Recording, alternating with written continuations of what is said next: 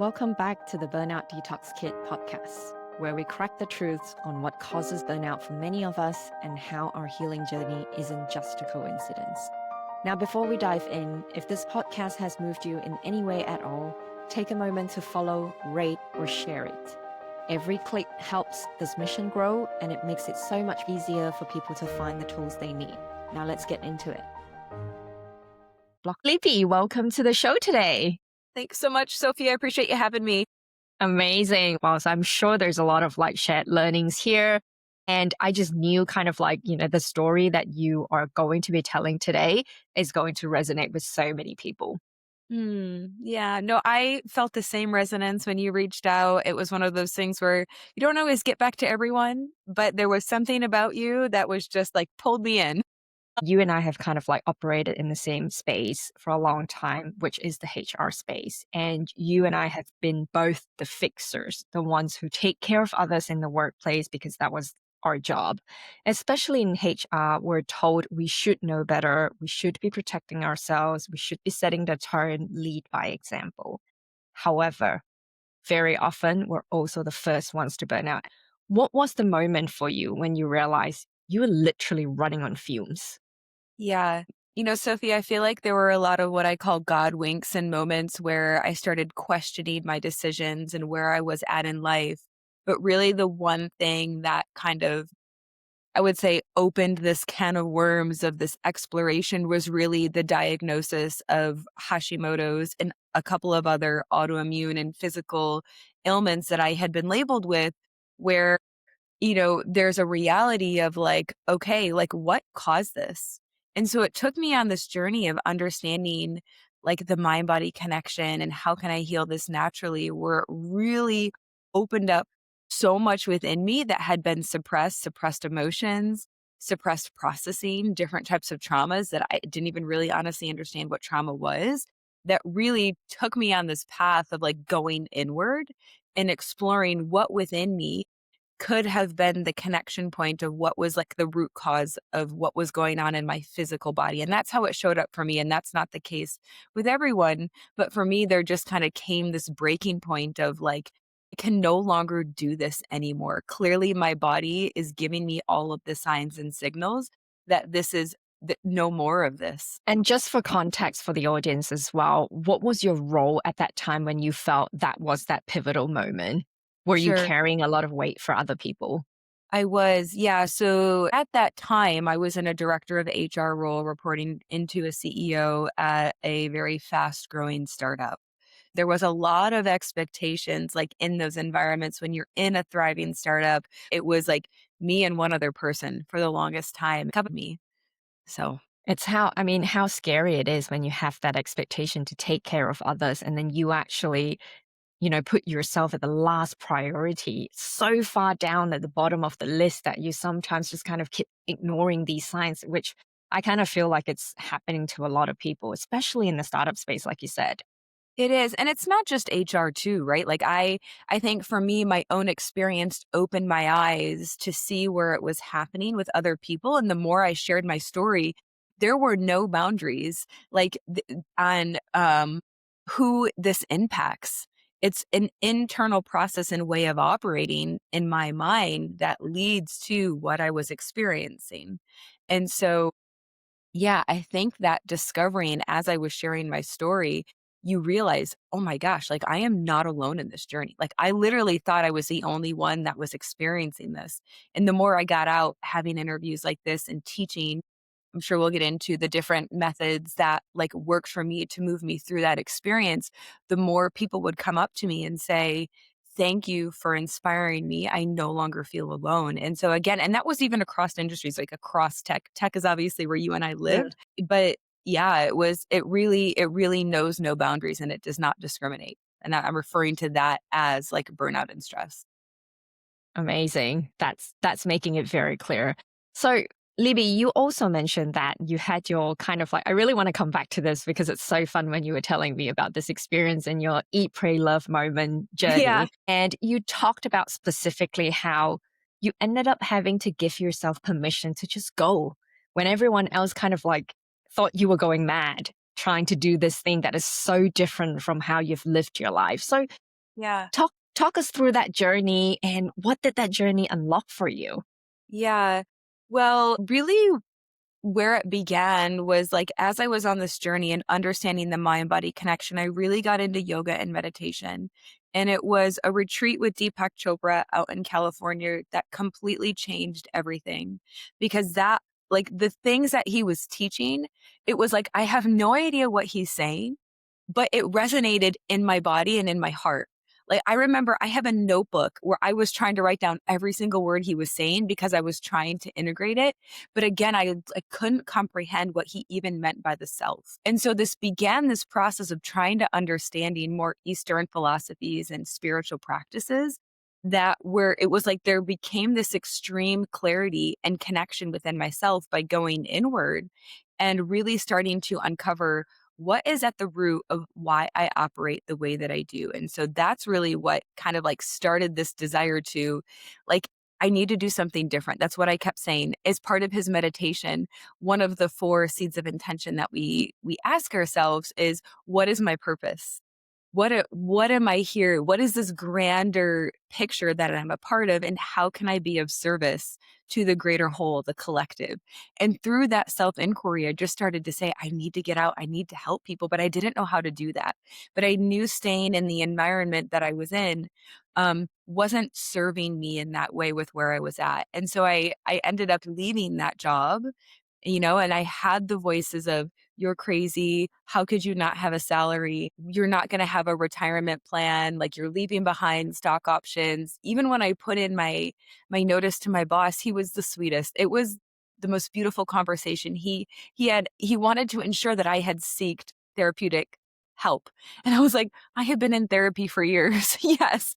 And it was more so because a space of love. He could see in me the struggle and this process of self-discovery that I was going on. And so I ended up quitting and leaving and was only planning to travel for a few months. There was no plan. I just started driving out west, and then that ended up going for 9 months, where I went down to South America and traveled in Europe and did a mixture of like staying at retreat centers, just doing a bunch of adventurous travel, kind of live spontaneously out of my suitcase.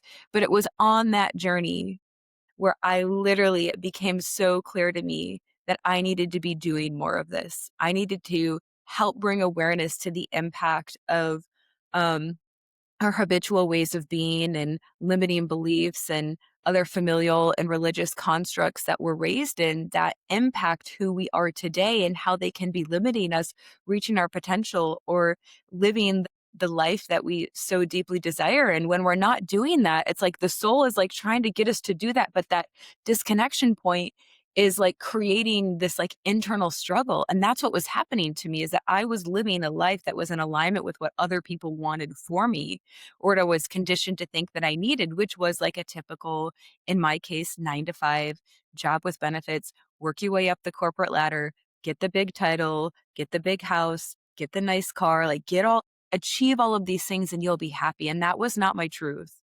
If anything, I was more disconnected from self. And so it created more struggle. So it took me going on that journey, which totally was like, I have watched Eat, Pray, Love. So I feel so inspired by that movie.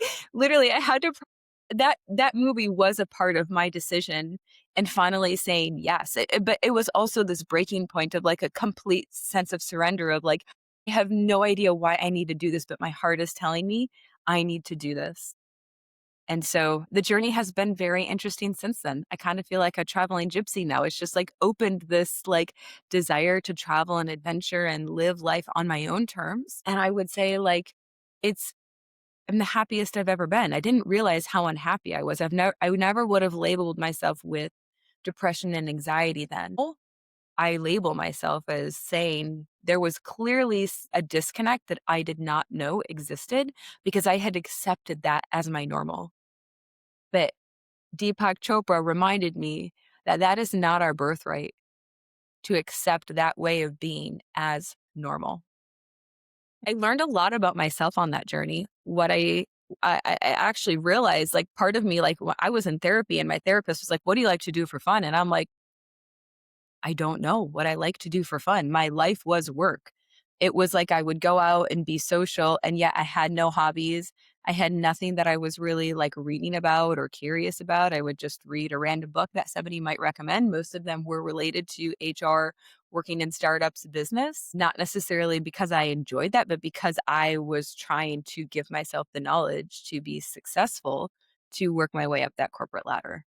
And so now it's like living this life that is so in alignment with what feels true for me. And there are moments where like that can't always be true.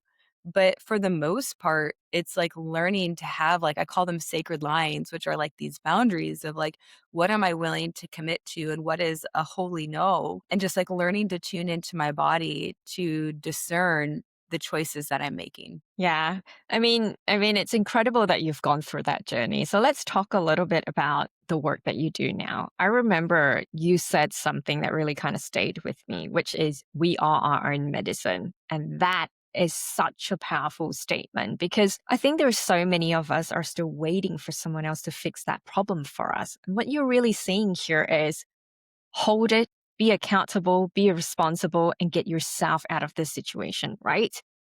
It's easy for us to point the finger at it's the company that's doing us wrong. It's the leader that is not supporting us. It's the lack of policies that creates the sustainable environments for us to be thriving and be successful in. But I know what you say is it's about ourselves and we are responsible for getting us to a happier state. So how does that work in practicality in your coaching now?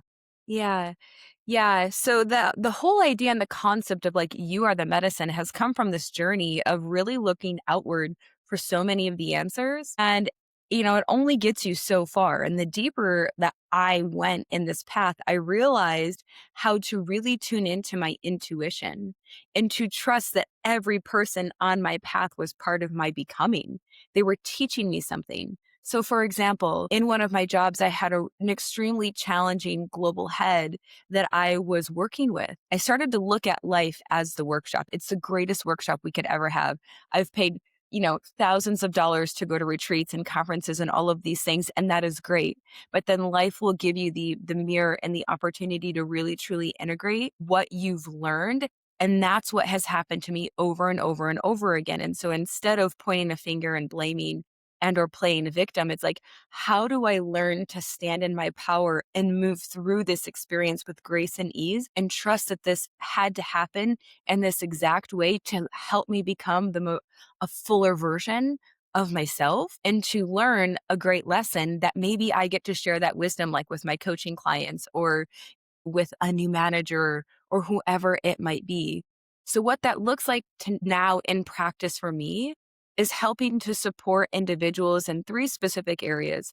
That helps to break the cycles in my experience of continuing to operate like really unconsciously and robotically in our lives because we're doing things out of habit or we're just doing things.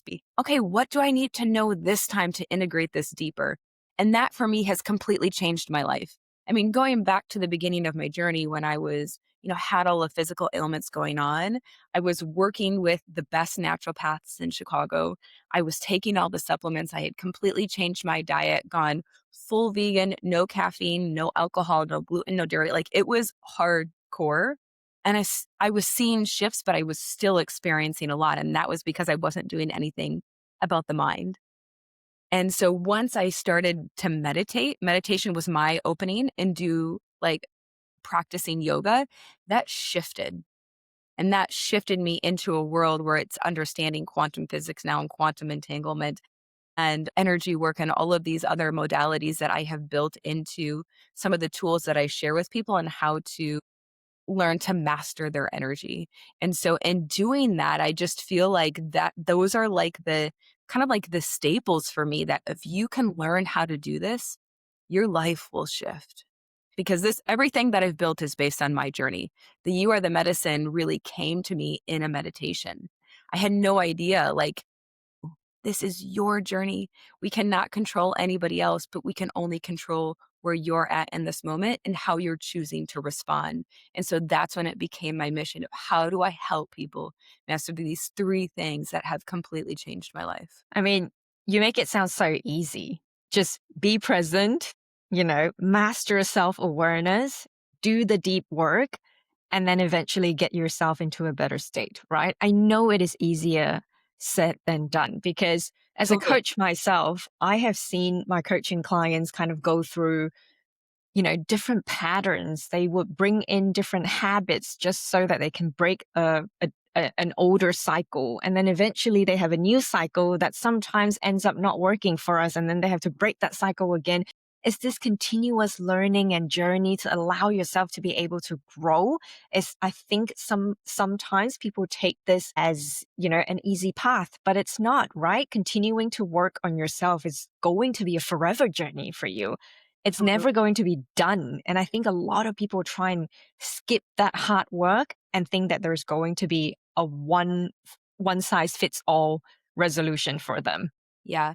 Yeah. And that's such an amazing point. It's not a one size fits all, and the journey does not end. Like, I am, right now in my life, there are lessons coming up where I'm like, I already thought I went through this, but it's a deeper layer of surrender and presence that I'm being asked to step into with that. And so I just think of it as like an onion. Like, there's these layers and layers and layers that we're peeling back. And I am somebody that loved checklists. Like, I want this done. I want this off the checklist. And that, I think, for me, again, was another huge learning to just like trust and know that there's nothing to check off. Life is a journey, it's not a destination. And so when I surrendered to that and accepted that as what I believe to be truth, it made the journey so much easier because it wasn't like I'm rushing to try to figure this out. The more I pushed and tried to rush, the more resistance I felt and the more intense an experience felt. And I just learned to just be with what was. And it is not, it's simple, but it's not easy. I mean, if it was easy, we would all be doing this and the world would probably be in a completely different, place right now, but it's not. But I do think that what I've learned is that the principles and the tools that we can use are simple. Like, there's no like algorithm. It really like, of the studies and the people that I've worked with, it comes back to these three things. Everyone is talking about self-awareness. Everyone talks about different rituals to build into your day to support your energy. And if your energy is not in a good place, like, for me, that like it showed it all physically. Like, I still wasn't healing the physical ailments until I took control of my energy. So I guess what I would want to just reiterate to people is that it is simple when we deconstruct this conditioning that it has to be complex and complicated. And I think this even like is mirrored to us in the business world, where sometimes the best solutions are the simplest. We Mm, over engineer and we overcomplicate. And that's what we're trying to do to our human bodies. And our physical body is, for me, the most sophisticated piece of technology that exists. But we've like created the story that it isn't, and that like, we can control that. And so there's so much to undo and just kind of like, I would say, just to reframe and re-relate to like this like journey of life. And part of what the reason for the ritual is that because I'm one of those people that felt like I was go, go, go all of the time. And there was nothing sacred about how I moved. And now it's like, well, how can I be like kick butt at what I do and also do it with a level of sacredness and just like to move with a sense of grace? How can we do more of that in the workplace? Because I feel like this like running around with like such intense like energy and momentum, it like the body can't sustain that for long periods of time, but we're not really pausing. for sure. Like, For sure. for example, like one of the things I love to do with my team is to, like, to start with intention. You're going into a brainstorm session, you're gonna be in there for a couple of hours, like, have everyone set their intentions for, like, our time together. And that's not just what we want to accomplish. It could be, I wanna show up with an open heart and an open mind and a level of curiosity to question, ideas. I want to be so in tune with my body of when I'm an immediate judgment of, like, yes and holy no. And when it's a holy no, like really try to understand like is like why? Yeah. it's practicing gratitude. Like my team, we would also, practice gratitude towards each other and reflect back sometimes in our team health activities. What are you super grateful for anybody that is in this room right now? Reflect back to them what you see. What do you see as their strengths? And like, those moments of pausing and really checking in, celebrating wins, like every one on one, it was like, it can be a personal win where you feel like you mastered your mind. It could be a Yeah. personal win of like checking off like a big project, but like let's talk about and celebrate anything. It could even be something like I took my first I don't know, Or paddleboarding like class, yeah, or like I had a really good coffee after a long time or something. Totally. Yeah, like everything counts, but I feel like sometimes that we think that it has to be like a specific way to fit a specific mold and yeah. Yeah. Like you said, we tend to overcomplicate things when we actually just need simplicity at that moment. Yeah. So you were talking about patterns, and I want to really come back to this, right? Patterns and habits and rituals and boundaries. These are the things that I can definitely relate to because, for example, now that I look back in my journey, I have definitely had moments where I was running from one thing to another. And that meant I thought the solution for getting myself out of that toxic cycle was to switch environments, thinking that each and every environment is going to be different. And so, therefore, I can just completely rely on the environment to heal me. But, like you said, true healing comes from being able to surrender yourself and be present so that you can find the best mechanism either to cope or to resolve that particular situation. So, what I've noticed with myself is even after I switch environments, the burnout always followed. Now, each and every time it happens, it comes in a different form. The first time it happened to me in my whole life was that I had a physical impact on me. I couldn't go back to work. I was signed off sick. And then the next time it was kind of like developing a lot more anxiety. Emotionally, I was taking on more. And each and every time I would go through this until a point, which is very recently, I said I would stop doing this for my own sake and then I remember asking myself a really important question, which is why am I carrying the things that I'm carrying? This invisible backpack that I'm carrying, it gets heavier and heavier, but no one's actually putting things on it. Yeah. I was doing that to myself. Yeah. What about you in your journey? What was happening at that time when you decided, it was a great journey you went on to travel and find yourself, but what was it that you were carrying that you kind of felt this is it. It has to stop. Yeah. Well, and that was totally my, experience as well, Sophie, so I can relate to that. Thank you for sharing that. It was like I left jobs thinking that I was going to get the better culture or a boss that managed differently, and really what I was just attracting was like, yeah, the first couple of months are great, and then I was falling into those patterns, and those patterns were coming from a place of, like, I couldn't say no. I couldn't say no because I wanted to look like as a young 20-something and 30-something who was the only sometimes woman leader at the table. By far the youngest, I was trying to prove myself. And so proving myself was by way of like saying yes when I really wanted to say no. And I was just like overworked. So it was like, it's like, can you do this? And I was like, yes, I can do that. And it's like, no, you can't. You were already at capacity. So I didn't know how to say no. One of the other patterns was perfectionism. And it wasn't until I worked with a founder and CEO for one of the startups where his model was like 80% and ship it. Like he would say that over and over and over again. And it made so much sense. But I would get caught in perfectionism so much so that I would take forever to get things done, or like nothing was ever good enough. So I was constantly criticizing. That has a mental toll for sure. Like, I grew up in like, around women that were extremely nurturing, and so we talked a little bit about the caregiver at the beginning. When we're in our roles as HR, people come to us a lot with personal things they have going on, something they're struggling with in the workplace, just to share any type of feedback, thoughts, like so there's a lot of holding space that happens, and it was going back to the hard to say no, but I was also carrying this sense of responsibility to solve and fix everything for everyone so everyone could be happy. to the point where that also creates more work, right? And then it's like I was having like back issues. And for me now, I'm like, it's like whenever I have upper back stuff, it's like, okay, what burdens am I carrying for other people that I can let go of that I no longer need to do, right? I'm like, what is the body showing me? So that was another pattern.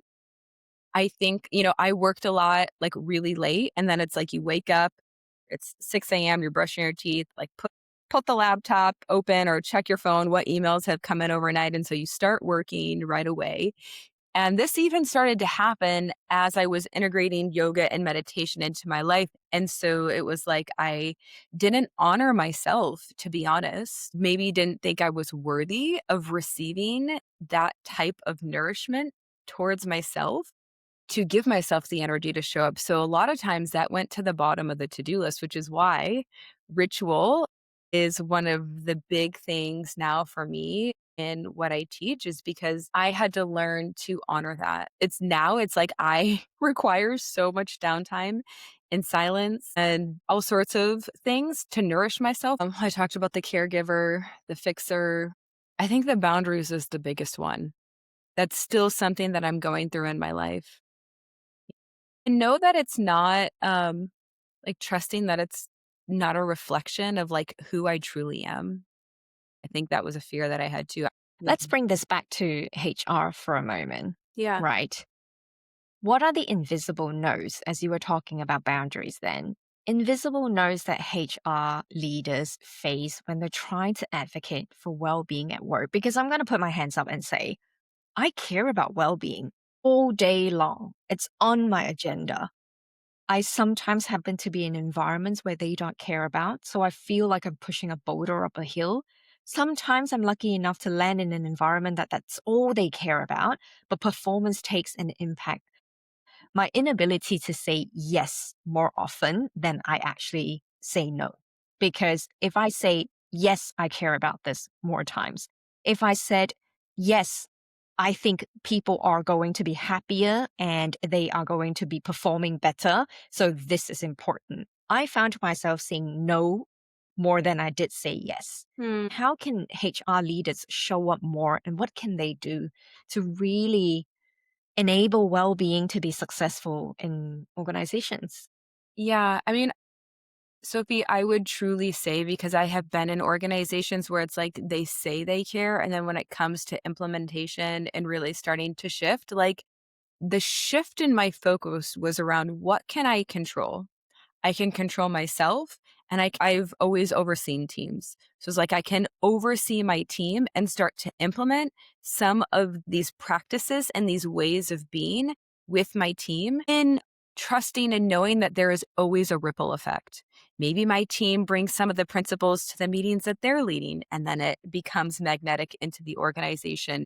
Maybe another manager is like, your team seems to be excellent at doing this. Can you, like, what is your secret sauce? Like, help me implement some of the things you're doing elsewhere. And so it's more of a grassroots effort. And that's just been my experience in that, it's not every day where every single CEO and C-level team is like, holy yes, let's do this. There is like this massive alignment and concerted effort to, like, again, row at the same speed in the same direction as it relates to well-being and wellness principles. So for me, it was just like the least amount of struggle for me, and what felt so good was being able to model that in my own life.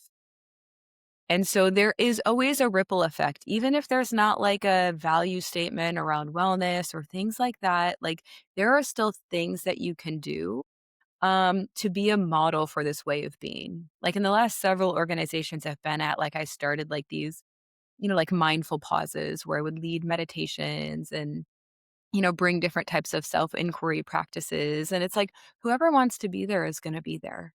And sometimes you have people that float in and out, but you have to trust that people are seeing you be that model. And so that, I would say, is like the approach that I have just taken in my philosophy because it also feels better in my body. I don't feel like it's a struggle. I don't need to try to convince anyone. And so it's just like, again, it's like, what can I control? I love what you're saying here around think about what you can control and spend your energy and time there. I guess what I wasn't doing so well in those times was I forgot about this basic principles of a ripple effect, like you said. If I can model it in my team and have high hopes that, well, just have hopes that my team will also share this in whatever environment they go into without me being present, then I would have enough faith that it will spread, the good will spread, right? And I think I was probably in a moment where when I have seen myself fail in those areas would have been the times where I think either it was a perfectionism thing or I was rushing through the process of the journey of getting people to be, like you said, to get everybody to row in the same direction at the same time sounds like a huge task. Yeah. But to get just a few people, maybe I would have been able to roll this far enough. Totally.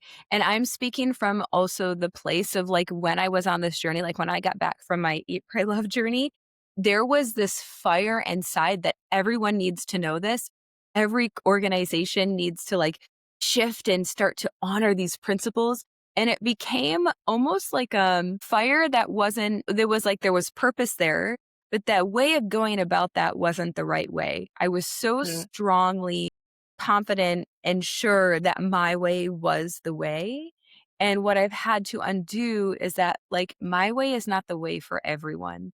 All I can do is do and trust is that, like, my journey inspires somebody and their journey is going to look different. The tools that they use to support their energy are going to be different. Like, what works for me is not going to work for the next person, which is why part of like the work that we do like in my coaching container is an experiment.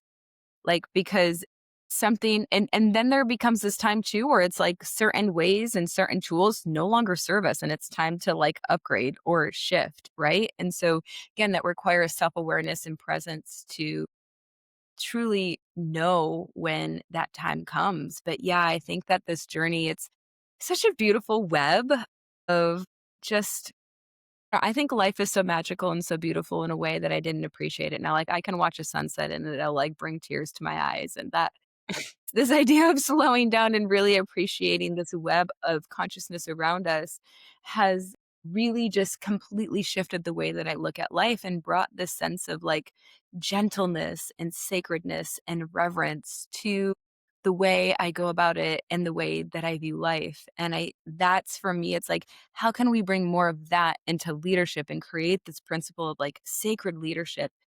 Well, Libby, I know we both care deeply about the community. This is very much true. And yet, so many people stay silent. Now, I feel like there's a fire in me that I just want to get this out there, exactly like what you're saying. One of the reasons why I decided to do this podcast is because we're not talking about it enough. Yes, we think we do, but actually we don't. Because when I was in that moment, when I was trying to look for resources, having just gone through burnout, I couldn't find many. Definitely not as much as I thought the world had to give me when I was ready to receive them, right? We have Slack groups that basically becomes really noisy and it fades out. We have LinkedIn. While there's a lot of things that's happening on LinkedIn, sometimes it also feels really public.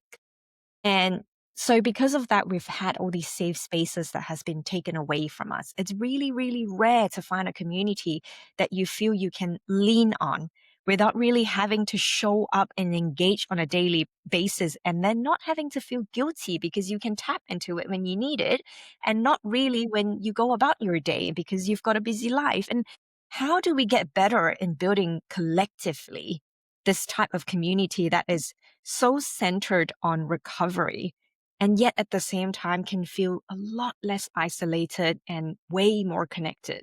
Yeah, I love that question. I often think about that from the angle of like, how can I continue to be of service out in the world?